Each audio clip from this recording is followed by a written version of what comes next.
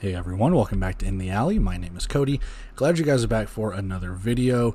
We have to start doing our recaps, and with that comes our very first recap of Week 7. It is Orlando and Green Bay. Back and forth. Back and forth. No defense, no nothing. And this one, lots of points, lots of scoring. Even the special teams getting involved with some kick return touchdowns. Let's go recap it all and move forward. Okay, so we are going to recap this the best way we know how, and that's kind of narrating the game until I decide I want to do any more highlights or anything like that. Maybe in the future. We'll go from there. But we start this game off with Andrew Mevis getting us going with a bar ball. It bounces off the uprights, but Orlando is able to recover. Pirates take their opening drive and score pretty easily. No negative plays, first downs. We got some mix of run and pass. Thomas Owens open in the end zone from about 8 yards out. It's 7-0 Orlando. Some wacky kickoffs here. Axel Perez now has a kickoff, and it hits a Green Bay up man, and the Blizzard are able to fall on it, making it a 1st and goal, so it works out, but we got some crazy kicking in this one. 3rd and goal for Green Bay. Thompson looks end zone. Drayshon Hudson secures the catch for the touchdown, and we are tied at 7. Orlando's drive for the next one, they go 3 and out. Axel Perez is on for a 44 or so yard field goal, and it clears the crossbar. It's 10-7 Pirates. I thought it was going to be short. Was not. Just like rolls itself up into the net. It's a really good field goal. Najee Snyder has the kickoff go over his head. He corrals it, but he's able to have a really good return. He gets it all the way into Orlando territory, so very nice kick return for Snyder. And then, one play, one touchdown. Drayshon Hudson, again, what chemistry he and Liam Thompson have had so far this season. It's 14-10 Blizzard. They take the lead. Not to be outdone, though, Nyquan Murray on a rush. He reverses field. He has a block. He has a positive out of a negative. It turns into a first down as Orlando gets their drive going. Teo Redding, corner route. No one is around him, and Dalen Ront has him for an easy pitch and catch. It's 17-14 Orlando. Liam Thompson thinks he has time on this next drive. Mike Mason says nope and brings him down for a sack, throwing it into a 3rd and long for Green Bay as we head into the second quarter. Jack Studer makes his name known as my bad. He makes his name known as he has a step on his man, but he steps on his man. As he has a step on his man, Thompson rifles it to him. It's a 1st down. Green Bay using tempo, working inside the red zone. DeMylan Brown handoff goes left side, and he's tackled into the end zone. It's a touchdown for the Blizzard as we are trading the lead. Back and forth we go, 21-17 Green Bay. Both offenses, they're putting on a show here in Wisconsin. Redding and Pooka Williams with a couple of catches for Orlando. And inside the red zone, we go for the Pirates. Dalen Ront waits until the very last second on a speed option pitch to the left side. Williams does the rest. He takes it in, and Orlando regains the lead, 24-21. It won't last long.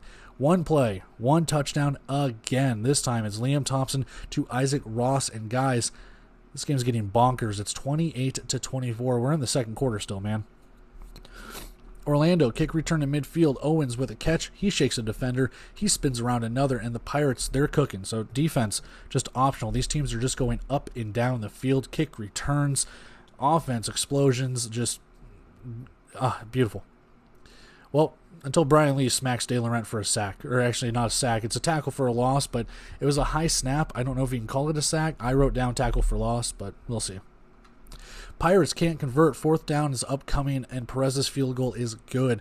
Points, they're still salvaged, but Orlando wishes these field goals would be touchdowns. It's 28-27. Green Bay lead is down into a point.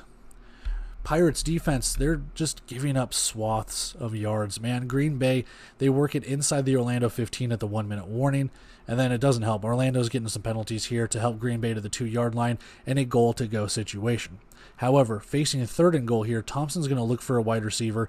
No one is open. He rushes right up the middle. He goes in. It's a touchdown, Blizzard, 35-27, and then Williams just has a simple little kick return. It takes us to halftime.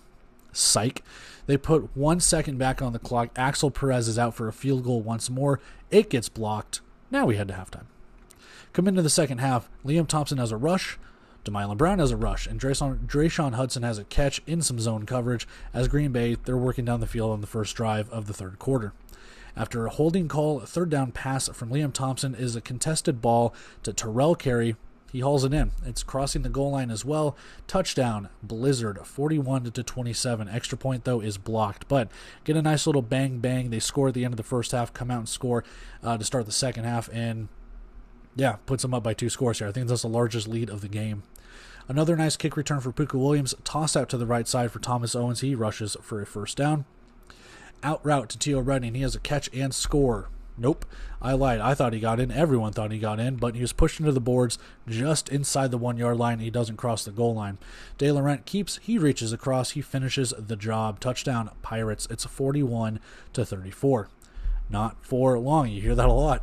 Isaac Ross, house call, ding, baby. Ensuing kick return, touchdown, 48-34. Blizzard bring it back to a 2-possession game. Next drive for the Pirates, Orlando gets a couple Green Bay penalties to help them on the drive. It sets them up for a 1st and goal at the 2. Williams carries into the end zone for the touchdown, 48-41. Pirates need to stop here, man. Both offenses are just playing so well, though. Thompson hits Ross for a first down as we end the third quarter, and it just seemed like that third quarter just kind of whizzed by. Both teams, I wouldn't say they took their time, but they had some nice methodical drives, man. They were just able to matriculate the ball down the field, and that third quarter just went by quick. Play action. Terrell Carey has a catch, tries to shake a defender, and just drags him into the end zone with him, man. It's a touchdown for Green Bay, 55-41, as we are just alternating touchdowns. And another, well, not alternating, but alternating touchdowns and alternating leads. You know what I mean? Anyway, alternating touchdowns. We're back to it. Pooka Williams, he has a house call now. It's just bonkers to the maximum in this game. Pooka Williams kick return touchdown, 55-48 in favor of Green Bay. Now, Orlando's going to try an onside attempt. It's recovered by Studer, and the Blizzard have really good field position with this. Thompson has a sidearm throw to Mylan Brown on a slant, and he has the speed to get right there on the edge to get to the pay dirt.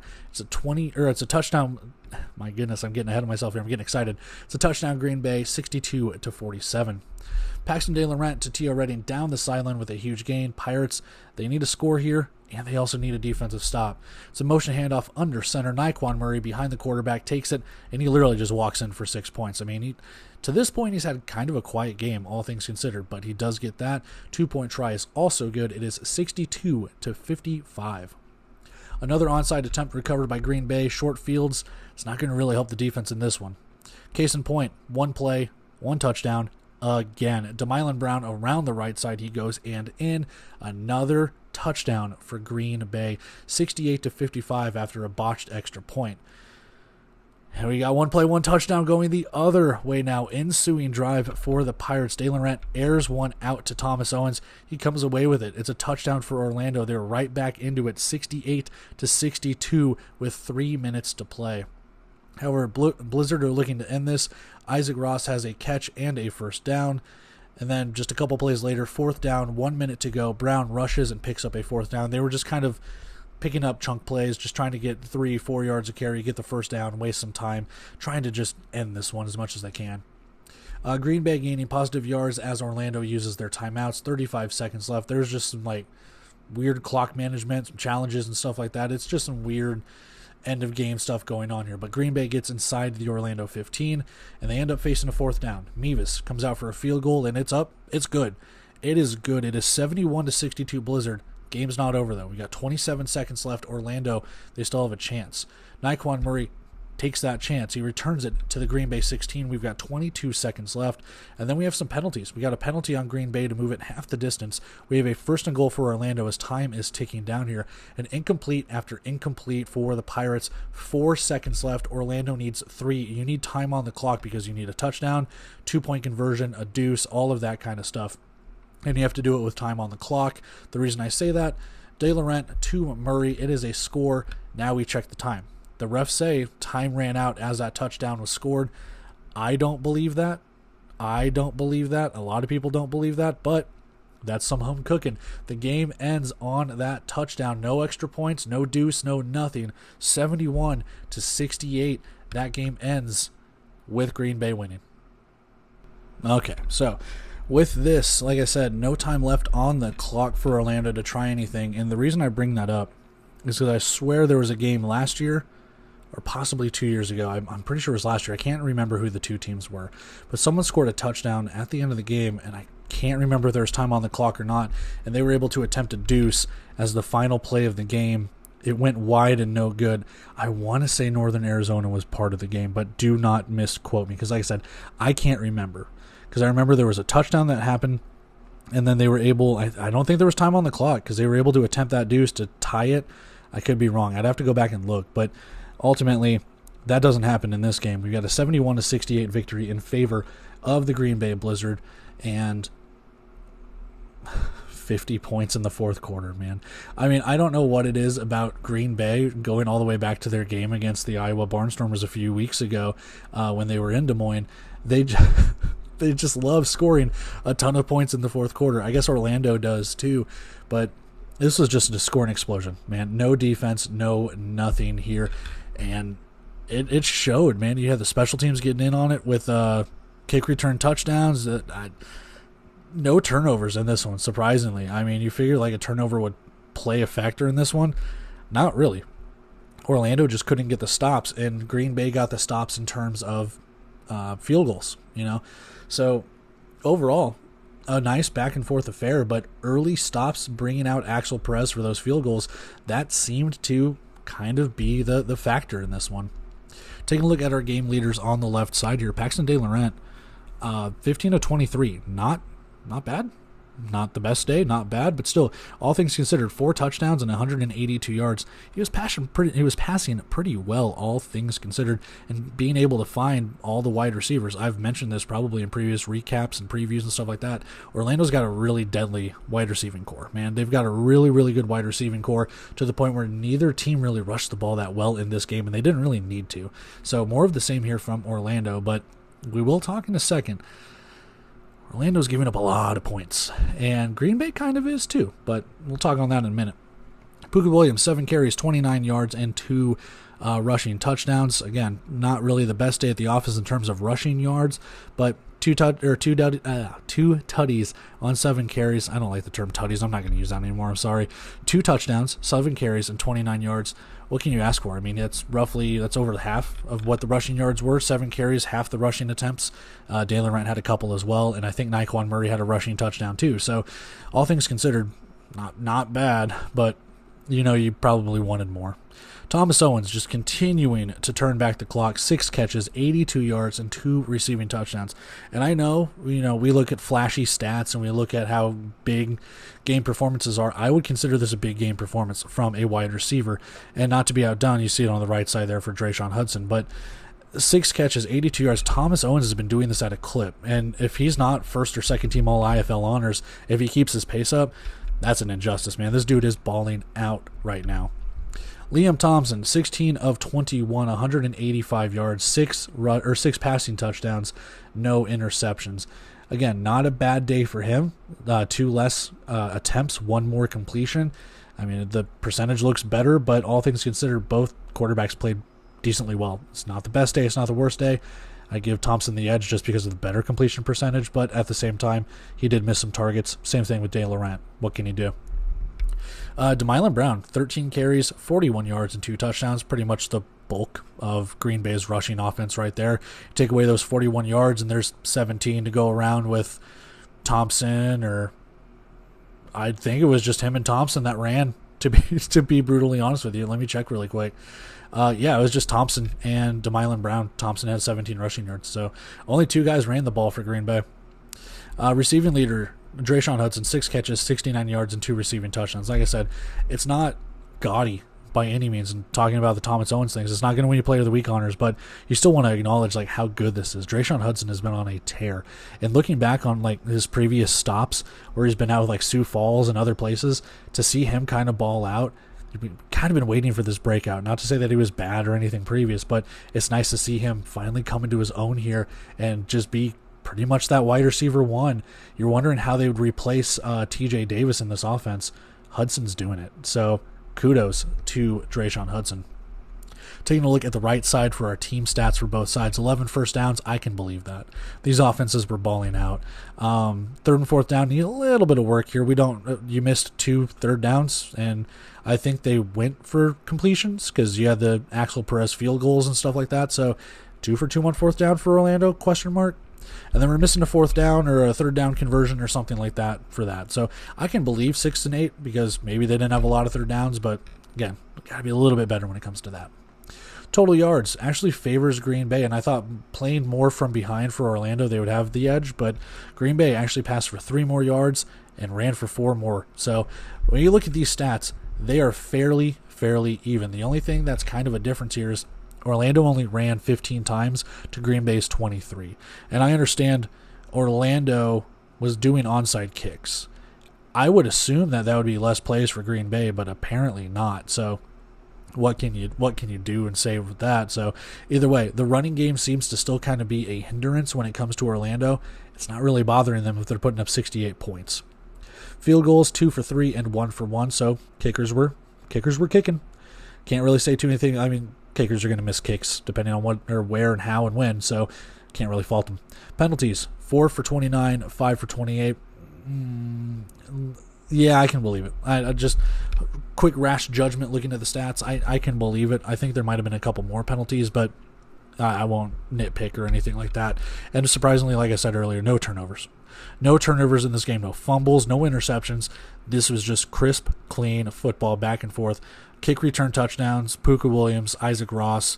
Teams were just firing on all cylinders. And we mentioned this, against San Diego and Quad City, and that barn burner that it was. This one just right up there with it. And no, I mean, it's nice to have these high-scoring affairs because you're starting to see the players and the parity in this league that are able to just play at a very high caliber.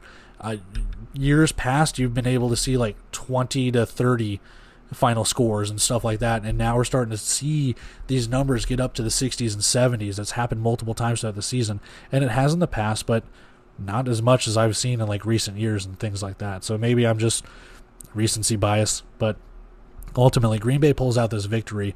We do need to take a look at the defensive stats really quick and talk about the defense or lack thereof.